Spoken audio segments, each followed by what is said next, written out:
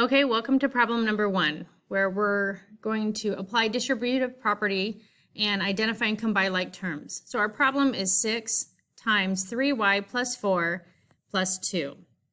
The first thing I'm going to do is apply the distributive property. I'm going to take my 6 and multiply it, or distribute it to my 3y and to my 4.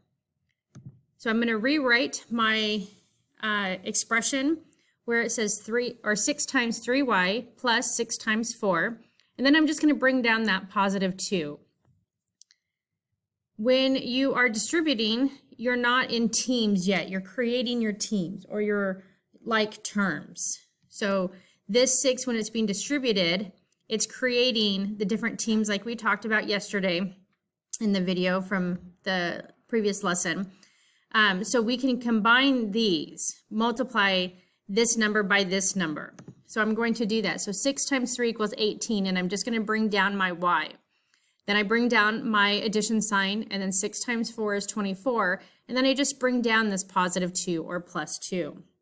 I then need to identify my like terms. So right here I'm circling them for you. These two are constants. This is a positive 24 and a positive 2, so I can combine those because there are no variables. This is on, you could say, team Y, or it has a variable and a coefficient, so it cannot be combined. I'm going to show it to you in color form so that way you can see it maybe a little bit better. Some people liked it being circled yesterday, some people want it in color, so I'm trying to do both so that way you can see. And then I'm going to go ahead and combine my positive 24 and my positive 2, which gives me positive 26, and I just bring down my 18y. That's my simplified expression for problem number 1. And you need to type these in just like this. You don't have to circle it, but you need to type them in just like this to show that this slide is complete. You do not have to change the colors.